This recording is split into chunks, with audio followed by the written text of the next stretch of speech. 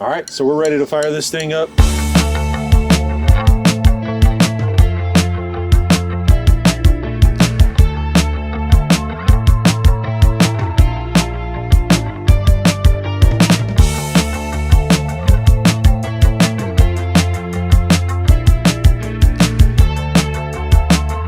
Pretty simple. We've already got the connections tightened. You can see my wrench right there.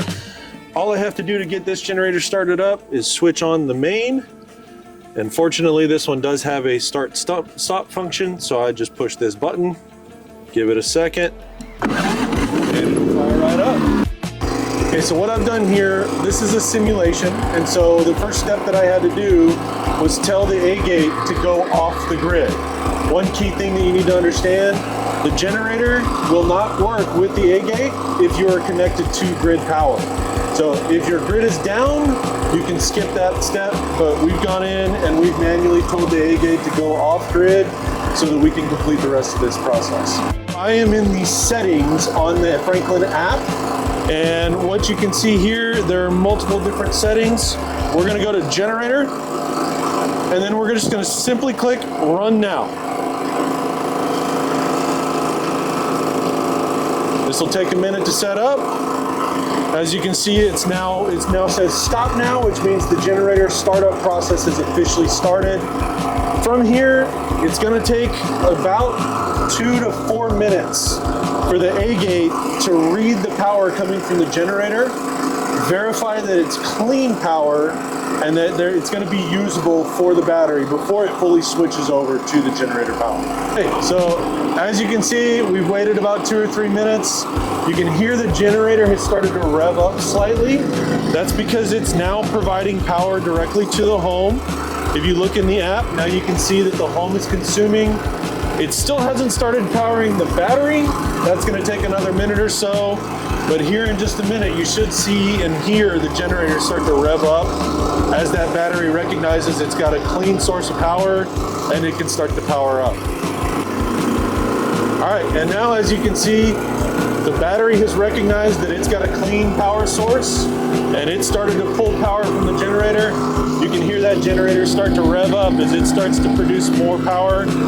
You can see right now it's producing 2.9. It'll eventually go up as high as 5 kilowatts continuous charge to the battery. This is a 15 kilowatt battery, so even if that battery was completely depleted, theoretically it would take you 3 hours plus a little bit for whatever the home's consuming to fully recharge that battery, even during an off-grid scenario. All right guys, last step in this process, generator's fully up and running, it's powering the home, it's recharging the battery, but let's talk about what you have to do to turn the generator off. So last thing you gotta do, go back into the app and you're gonna simply click stop now. You can hear how quickly that generator recognized that it's no longer needing power and it's gonna shut down and reduce its power supply. And from there, we're done. Nice. So what's the benefit of actually having a generator hooked up to your Franklin system? So for me, the main thing is in an extended power outage, let's think maybe, 4 years ago in Texas, we had multiple days of power outages. This is a 15 kilowatt hour battery. That means it has 15 kilowatt hours of storage capacity. But today we're on a beautiful sunny day, but if you're in a cloudy situation and there's limited solar, this generator plug adds a secondary fuel source to be able to power your battery and your home. The benefit of having both is you have the solar and the battery as your primary backup source, but you have the generator as your third fall safe so that you have a multiple fuel supply source of power for your home.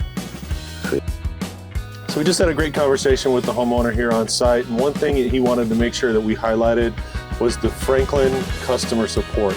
They've been excellent. He said he called them, got somebody on the phone right away. It's one of the primary reasons why we've opted to sell Franklin as our primary battery backup source, is that they've been a great, reliable source for us and our techs and obviously our homeowners.